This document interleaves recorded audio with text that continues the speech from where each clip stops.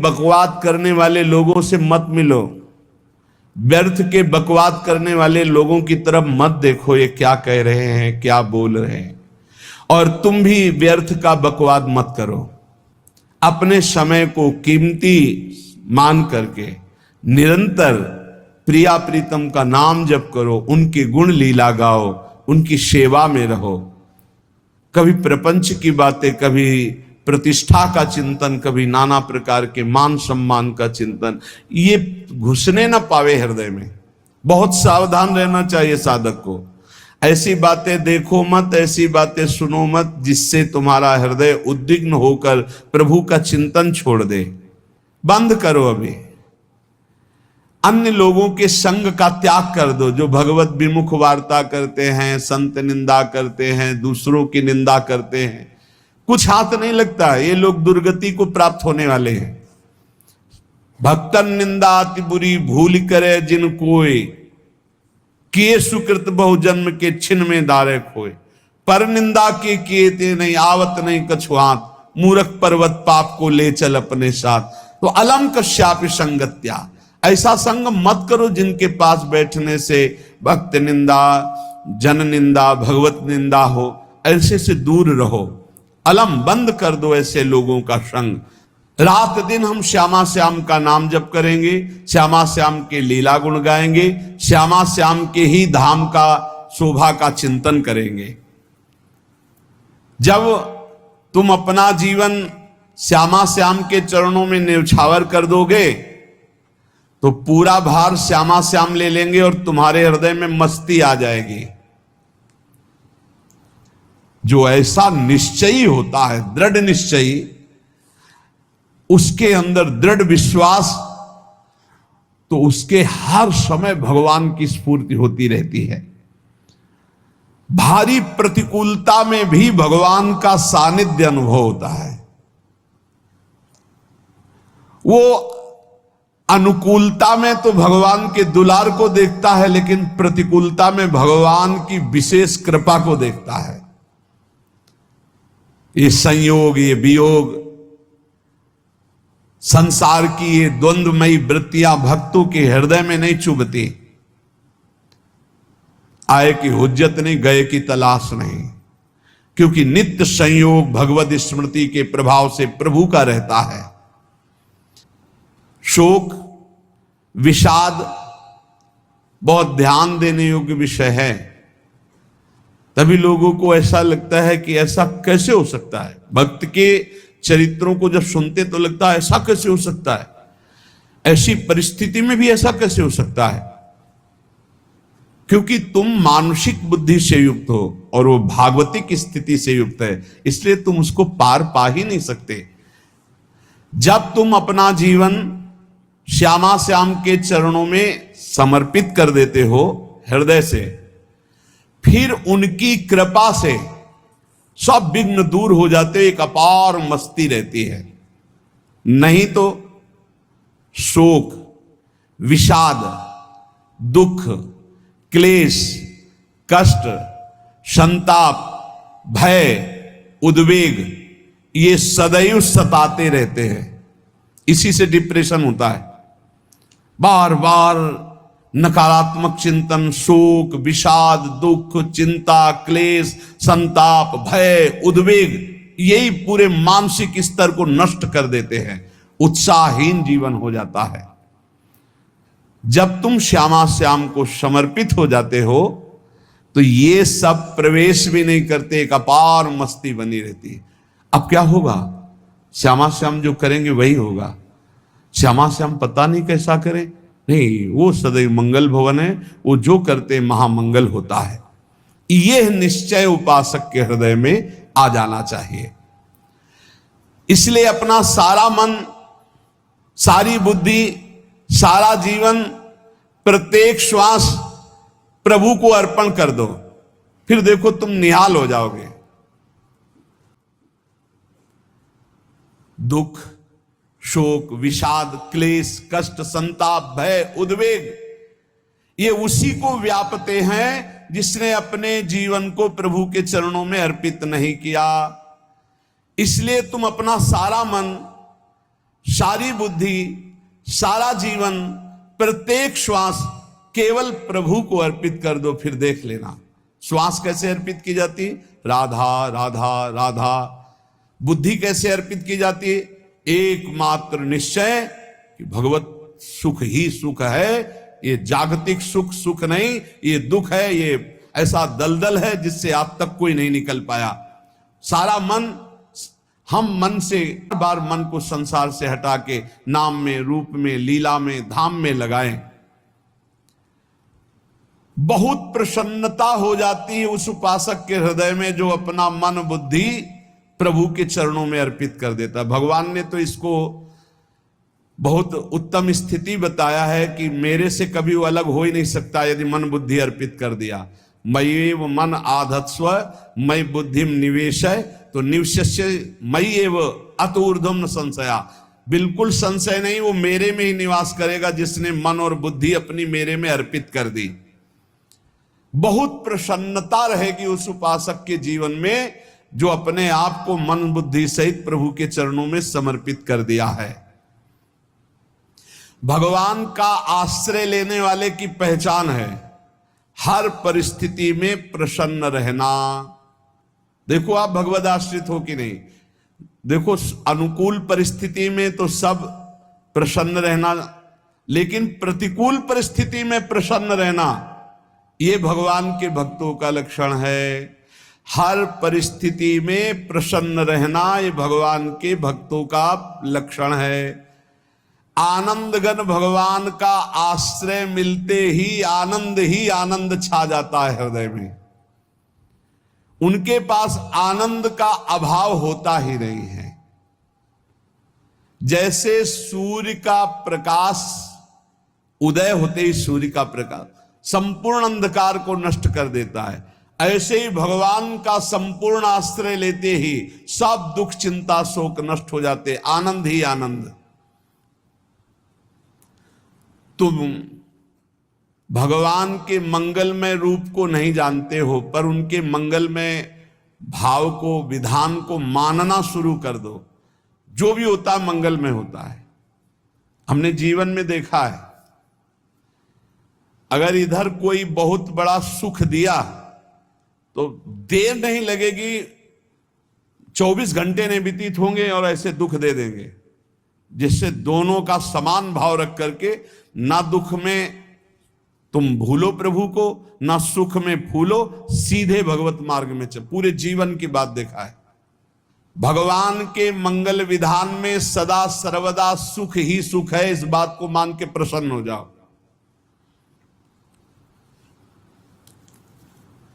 जब भगवान का भजन करने वाले की तन्मयता बढ़ती है भजन में,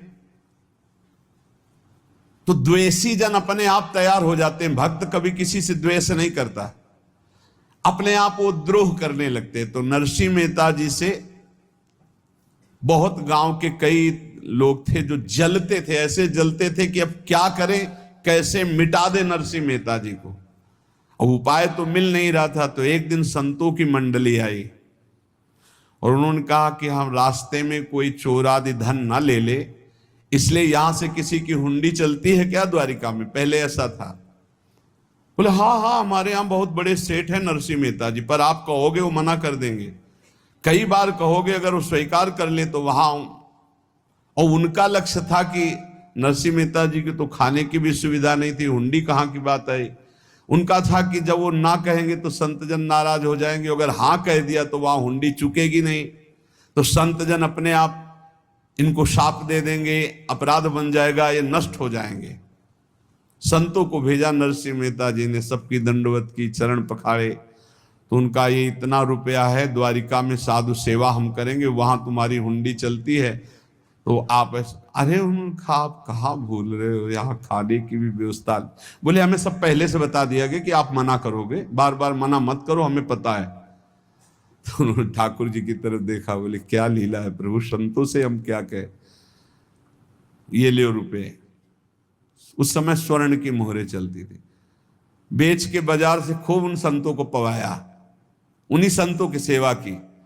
और उनका अपने सेठ का नाम तो बताओ जहां हमें जाके हुंडी मिलेगी। सेठ सावल सा सेठ। संत जन गए वहां, पूछा कि नरसिंह मेहता जी का जिन सेठ से परिचय, उनका नाम सावल सा सेठ, उनकी गद्दी कहाँ है? तो जो कुछ भक्त थे वो द्वारिकाधीश की तरफ संकेत करते कि वही हैं। बोले नहीं नहीं, वो सेठ है, उनकी गद्दी चलती थी पूरी बाजार में कहीं कोई। अब संत जन एकांत में होकर के बहुत विचलित हुए, क्या हमारे साथ धोखा हुआ? नरसिंह मेहता जैसा संत क्या धोखेबाज हो सकता है? देखो, संशय तो बहुत विचित्र होता है। बड़े बड़ों को संशय हो जाता है। जब भगवती सती जी को संशय हो गया, राम जी को, हे खग हे मृग हे मधुकर श्रेणी, ऐसा पूछते हुए कि सच्चिदानंद कैसे हो सकते, तो किसी को हो सकता है, क्योंकि वो बुद्धि की अधिष्ठात्री देवी है। जो ही उनके मन में ऐसा आया कि क्या हमारे साथ धोखा हो रहा है, इतने में ही देखा, जय हो सावल सा सेठ की। होगा सावल सा सेठ, तो देखा बढ़िया मुनीम जी उनके साथ, तो सेठ बस्ता लिए हुए मुनीम जी, सरकार इधर से चलो। तो उनका सावल सा सेठ आपका नाम है? संतों ने कहा। बोले हाँ। बोले नरसिंह जी? हाँ। बोले आपकी हुंडी आ गई है। हुंडी एक कागज में लिखा कि ये हमारे सेठ जी को दे देना। वैसे लोग मुझे माखन चोर कहते, कोई कुछ कहता, लेकिन आपने सेठ बना दिया। जब आपने सेठ बना ही दिया तो आप कभी परवाह मत करना तुम। और ये सेवक आपकी सेवा में सदैव तत्पर है। भगवान ने ऐसा लिखा। अपने आप बन जाते हैं, किसी से कोई मतलब नहीं, अपने आप विरोधी बन जाते हैं। कबीरदास जी का पूरी काशी में यश था भजन। जो कुछ भक्त थे वो द्वारिकाधीश की तरफ संकेत करते कि वही हैं। बोले नहीं नहीं, वो सेठ है, उनकी गद्दी चलती थी पूरी बाजार में कहीं कोई। अब संत जन एकांत में होकर के बहुत विचलित हुए, क्या हमारे साथ धोखा हुआ? नरसिंह मेहता जैसा संत क्या धोखेबाज हो सकता है? देखो, संशय तो बहुत विचित्र होता है। बड़े बड़ों को संशय हो जाता है। जब भगवती सती जी को संशय हो गया, राम जी को, हे खग हे मृग हे मधुकर श्रेणी, ऐसा पूछते हुए कि सच्चिदानंद कैसे हो सकते, तो किसी को हो सकता है, क्योंकि वो बुद्धि की अधिष्ठात्री देवी है। जो ही उनके मन में ऐसा आया कि क्या हमारे साथ धोखा हो रहा है, इतने में ही देखा, जय हो सावल सा सेठ की। होगा सावल सा सेठ, तो देखा बढ़िया मुनीम जी उनके साथ, तो सेठ बस्ता लिए हुए मुनीम जी, सरकार इधर से चलो। तो उनका सावल सा सेठ आपका नाम है? संतों ने कहा। बोले हाँ। बोले नरसिंह जी? हाँ। बोले आपकी हुंडी आ गई है। हुंडी एक कागज में लिखा कि ये हमारे सेठ जी को दे देना।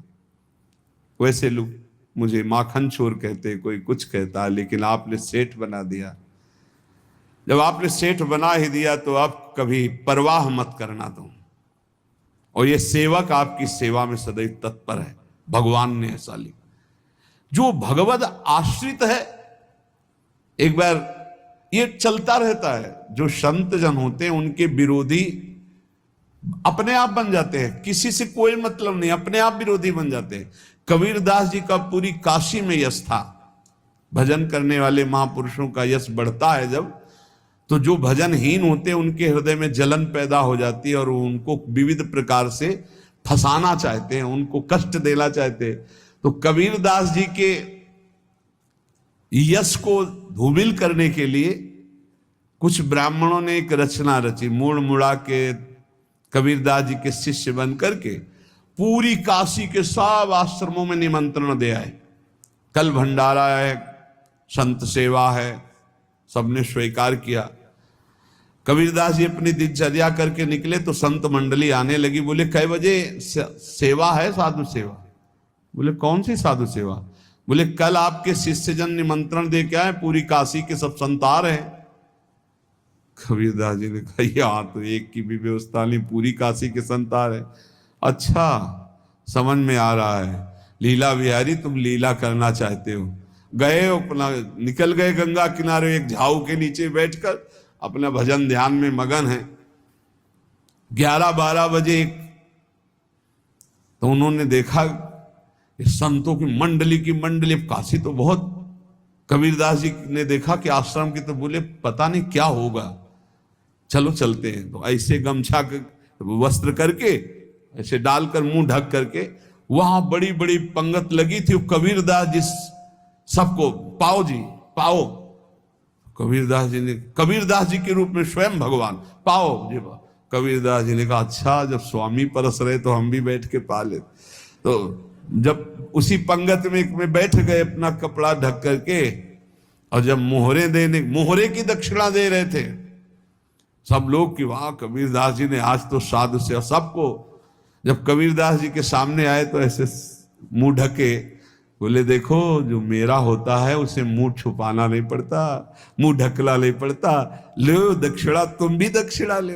कबीरदास जी को कबीरदास जी दक्षिणा दे रहे, वो कबीरदास जी है भगवान, और ये पाले वाले कबीरदास जी है भगवान के जन। कभी भगवान अपने, अरे जमाने जोर लगा ले, कितना जोर लगाएगा, भक्त और भगवान का झंडा कभी न झुकने पाएगा। बिल्कुल चिंता शोक भय उद्वेग रहित जीवन भगवत आश्रित, तुम भगवान के मंगल विधान में सदा सर्वदा प्रसन्न रहो। ये विचार कर लो कि भगवान जो करेंगे तुम्हारा मंगल करेंगे।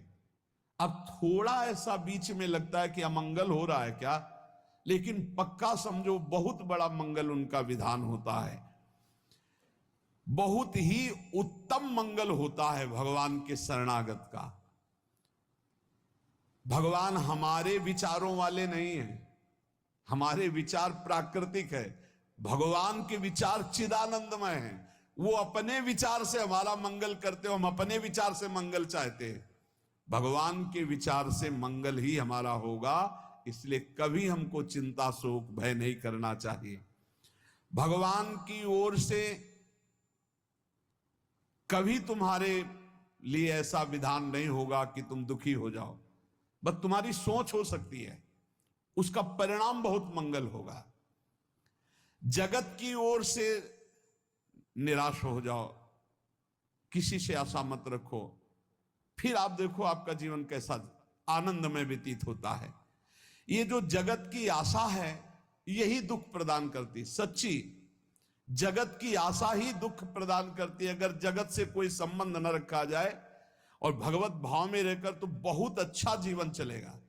अपने कर्तव्य का पालन करो, परिवार को भगवत स्वरूप मानकर पोषण करो, किसी से कोई संबंध मत रखो, कोई आशा मत रखो, यही अध्यात्म सिखाता है। अपने आप भगवत स्वरूप, सबका व्यवहार मंगलमय और आपका जीवन मंगलमय।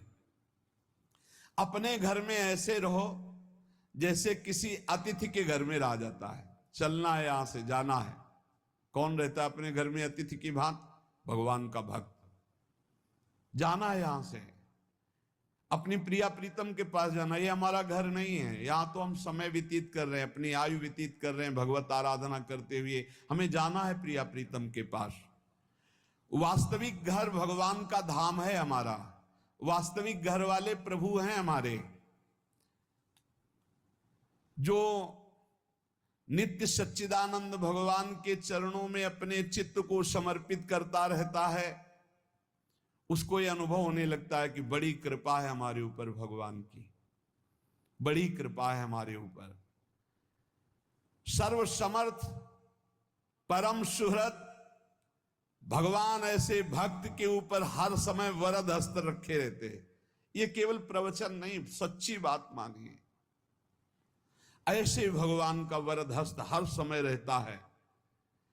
जब भगवान की छत्र छाया में भक्त अपने को देखता है तो आसपास घोर विपत्तियों का भी समुदाय हो तो भी वो आनंद में मगन रहता है। हर हालत में आनंदित रहना ये भक्त का स्वभाव है। भगवान ऐसे भक्तों को प्यार करते जैसे कछुआ अपने अंडे को बाहर रख आवे और रात दिन उसका चिंतन करे। जब भक्त भगवान को समर्पित होता है तो भगवान रात दिन उसकी ऐसे चिंतन सुरक्षा करते हैं। अब है ये दैवी संपदा का पहला गुण है, ये भगवान के शरणागत पर जागृत हो जाता है। वो भयभीत नहीं होता, किसी भी उससे भयभीत नहीं होता। यही डरप हरिवंश हित, जिनो भ्रमय गुण सलिल पर। इस डर से डरते रहना चाहिए कहीं गुण रूपी पानी में फिसल न जाए, नहीं तो गलती हो सकती है। साधक सावधान रहे। ये अभय दैवी संपदा का सबसे बड़ा गुण है, जो भय का सबसे बड़ा गुण है। जो भयहारी भगवान की शरण में आ जाता है तो उसके अंदर ये अभय प्रकट हो जाता है। अगर कहीं तुम्हें एकांत में भय लग रहा है, एक आदमी तो एकांतिक में आए थे, वो कह रहे थे कि हमें हर समय भय लगा रहता कि कोई हमारे पीछे है, अंधेरा तो लगता कोई खड़ा है, मैं जीना मुश्किल हो गया, ऐसा भय। देखो ये मन कैसा है, भगवान से विमुख होने पर कैसे डरवाता है। वो कह रहे हैं हर समय मुझे डर लगा रहता है, कोई सामने खड़ा है, कोई पीछे खड़ा है, ऐसा भय लगने लगता है। और जब भगवान की शरण में आ जाते हैं तो ये अभय स्थिति हृदय में जागृत हो जाती है। कोई भी भय आसपास आ ही नहीं सकता, यहां तक कि नरक का भी भय खत्म हो जाता है जो भगवान की शरण में है। महापापी भी पुण्यात्मा महान भक्तों के समान वो उत्तम गति को प्राप्त हो जाता है जो भगवान की शरण में हो जाता है।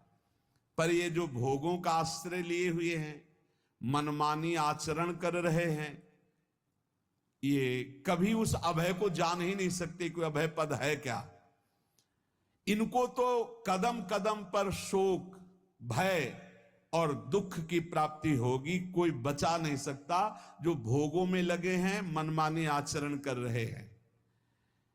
अगर निर्भय होना चाहते हो, परम सुखी होना चाहते हो, तो भगवान के शरणागत हो जाओ। सारे जगत को अभय दान देने वाले भगवान हैं। भगवान का एक प्रण है, मम पन शरणागत भयहारी। जो मेरी शरण में आ गया उसके भय का मैं नाश कर देता हूं। साधना में अवस्था मन की मानी जाती है कि आप कितने अच्छे साधक हैं।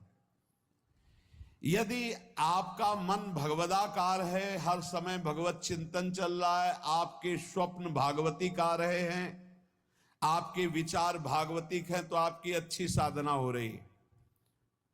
और यदि आपके स्वप्न गंदे आ रहे हैं, क्योंकि स्वप्न में मन का ही सारा खेल होता है, और आपकी चिंतन वृत्ति वासनात्मक चल रही, तो अभी साधना का प्रभाव मन पे नहीं पड़ा है। जिसका मन हर समय भगवत चिंतन करता रहता है, वो जीते जी जीवन मुक्त हो जाता, अनुभव होता है। जैसे किसी ने कहा कि हमें कैसे पता चलेगा कि हमारा काम हो गया है, तो जैसे आप भोजन पा लेते हैं तो किसी दूसरे से गारंटी थोड़ी लेनी होती कि हम छक गए हैं क्या, आप जरा बताना हम छक गए हैं क्या। नहीं, अपने हृदय में आ जाता है कि अब मैं तृप्त हो गया। ऐसे ही अपने हृदय में आ जाता है कि मेरा काम हो गया, अब मेरा जन्म नहीं होगा। ये हृदय में आ जाता है, अपने आप अनुभव में आ जाता है।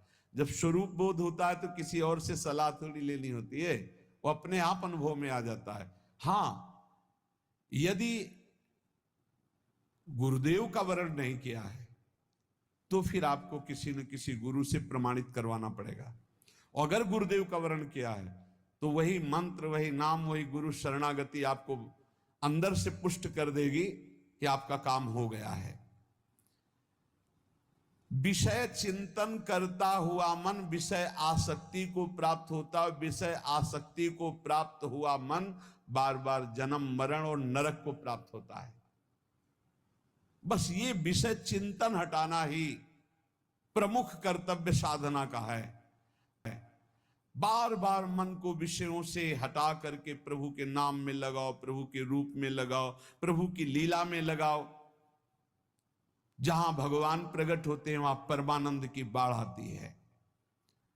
पर ये ध्यान रखें, गुलाब का फूल कांटों में खिलता है, उसकी सुगंध लेनी, फूल लेना है तो कांटों से बचाकर।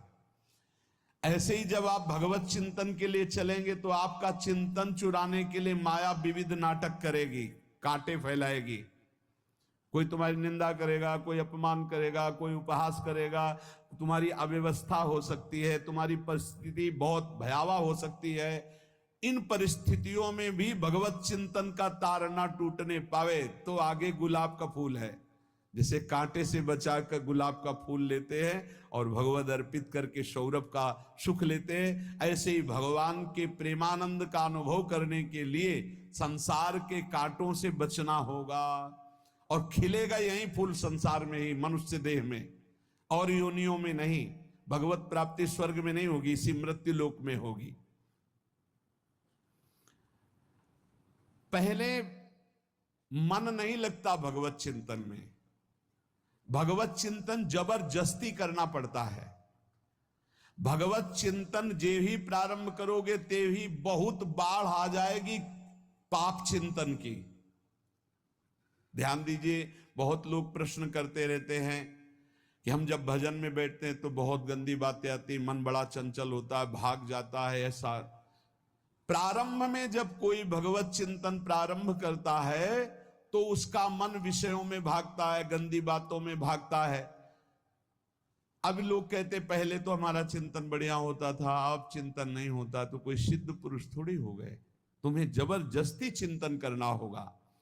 जगत के प्राणी में जहां मन जाए तो इसमें भी भगवान, पदार्थ में मन जाए तो उसमें भी भगवान, जहां जहां मन जाए वहां वहां भगवान देखो, या मन को हटाकर नाम मंत्र में लगाओ।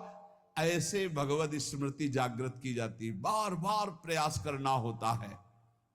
कई लोग ये प्रश्न करते हैं कि हमसे बड़े पाप हो गए तो क्या हमें भगवान की प्राप्ति हो जाएगी? तो यहां कह रहे हैं भगवान किसी के पूर्व जीवन को नहीं देखते हैं, वर्तमान के भजन को देखते हैं। पकड़ो इस बात को। अगर वर्तमान में आज आप सुधर गए हो, नाम जप कर रहे हो, तो आप भक्त हो। ये गीता जी में भगवान ने कहा, अपिचेत सुदुराचारो भजते माम अनन्य भाग साधुरेव समंतव्या सम्यक व्यवसिता। ऐसा बहुत दुराचारी पहले रहा है, बाद में उसके मन में आ गया कि भगवान के सिवा हमारा कोई कल्याण करने वाला नहीं, हमारा कोई नहीं। तो भगवान कहते हैं मैं उसे साधु ही मानता हूं, उसे साधु बना देता हूं। भगवान किसी के पूर्व जीवन को नहीं देखते। बहुत बढ़िया बात है। कल तक हम क्या करते रहे भगवान नहीं देखते, आज क्या कर रहे हो ये देखते हैं। यदि आज आप भजन में लग गए हो, अच्छे आचरण कर रहे हो, तो आपको भगवत प्राप्ति हो जाएगी।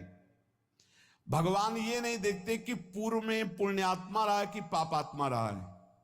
भगवान वर्तमान में देखते कि मेरा भजन कर रहा है, बस इसी से कल्याण कर देते हैं।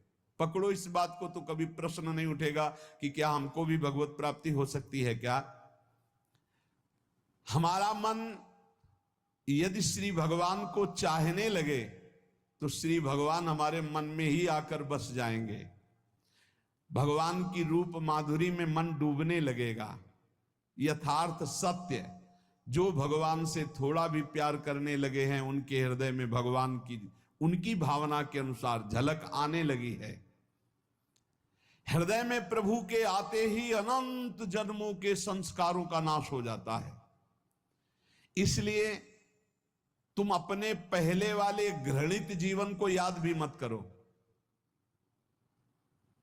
और उसको सोचकर जरा निराश भी मत। अमावस्या में घोर अंधकार रहता है, पर प्रातः काल में अंधकार नष्ट हो जाता है। ऐसे ही नाम का उच्चारण करते ही तुम्हारे जितने पाप अंधकार हो सब नष्ट हो जाएंगे। तुम चाहो कि एक क्षण भी प्रभु को ना भूलो। अब वर्तमान में ऐसी स्थिति बनाओ। जो प्रभु को नहीं भूलने की चाह करता है कि मुझे ऐसी स्थिति प्राप्त हो कि मैं कभी प्रभु को ना भूलूं, तो सच्ची मानो और कोई बात भगवान सुने ना सुने, ये बात जल्दी सुन लेते हैं। भजन की मांग करो तो बहुत जल्दी भगवान पूर्ण करते हो। भजन जिसका चलने लगा तो फिर लोक लोकांतर के सारी रिद्धियां सिद्धियां सुख वैभव तो उसके चरणों में लौटते हैं। जब हम प्रभु से प्रभु का स्मरण न मांगकर भोग मांगते हैं तभी हमारा भजन रुक जाता है, भजन नहीं चल पाता। यदि हम प्रभु से केवल भजन मांगे तो विश्वास करो ब्याज में सब हो जाएगा। मूल भजन तो आपका बचेगा ही, ब्याज में लोक लोकांतर के भोग आपके चरणों में लुटते घूमेंगे। आप भजन करके तो देखो। अरे घिघियाने की जरूरत नहीं, किसी से मांगने की जरूरत नहीं, भजन करके देखो सब ठीक हो जाएगा, सब अपने आप बन जाएगा।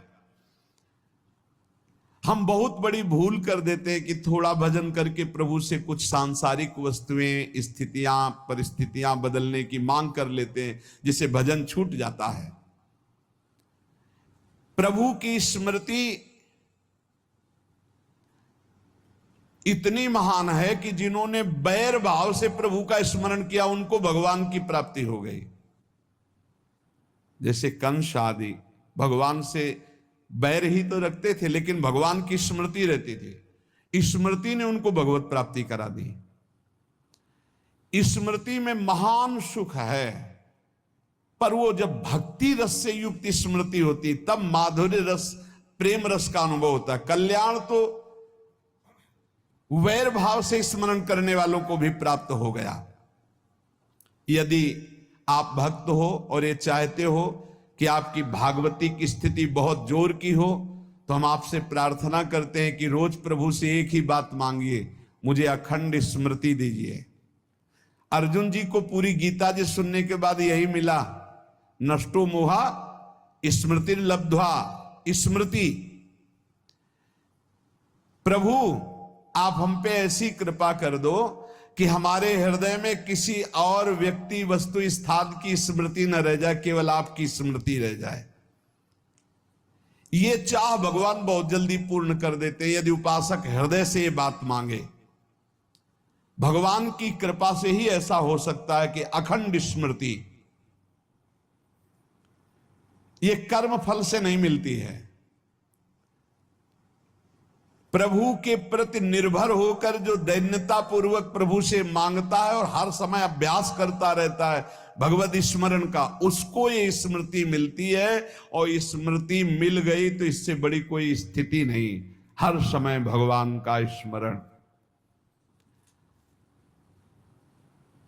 प्रभु से मन प्रतिपल नया नया स्वाद लेकर के आसक्त होता रहता है, नवम नवम। प्रभु कभी बासी नहीं होते।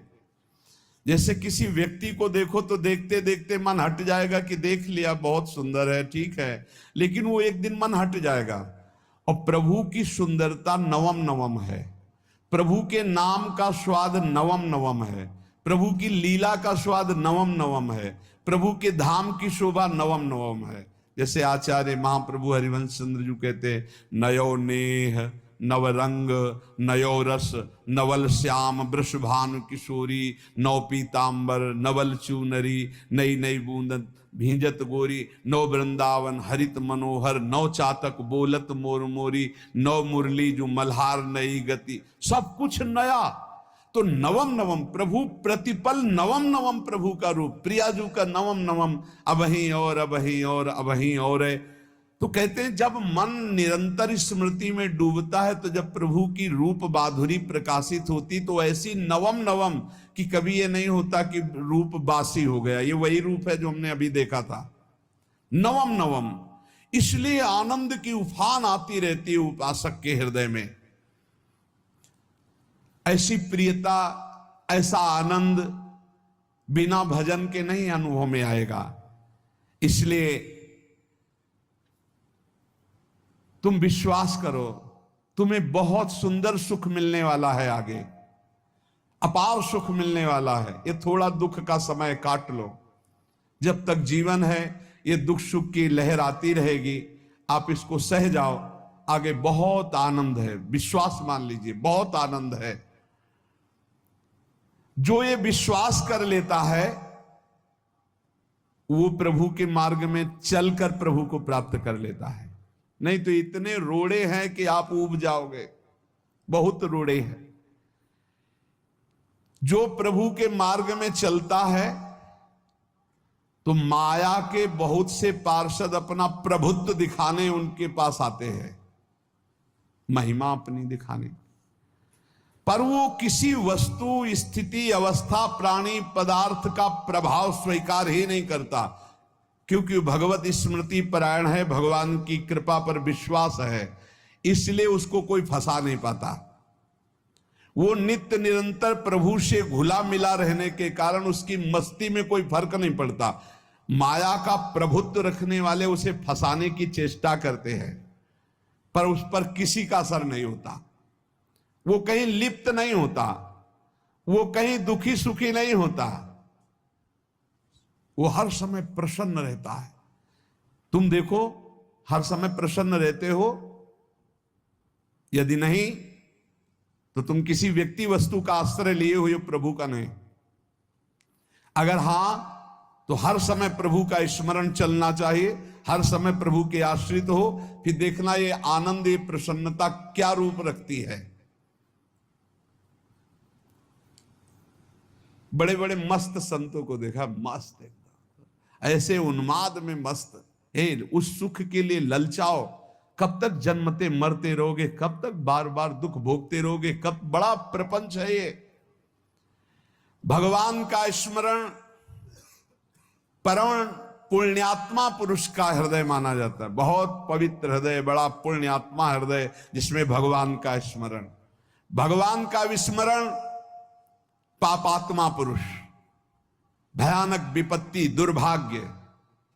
अतएव सुदृढ़ निश्चय करो, अब हम भगवान के स्मरण में अपना समय व्यतीत करेंगे। मेहनत करो, कार्य करने के लिए कोई मना नहीं। आप नौकरी करो, किसानी करो, व्यापार करो, पर अंदर अंदर भगवत स्मृति, भगवत स्मृति ही सबसे बड़ी स्थिति है। अब चाहे हम जीवित रहें, चाहे हमारे मरण जैसी विपत्ति आ जाए, चाहे सब हमसे हट जाए, चाहे सब हमको नमन करें, अब हम दृढ़ निश्चय करके केवल भगवान के स्मरण करते हुए इस संसार के बीच समय व्यतीत करेंगे।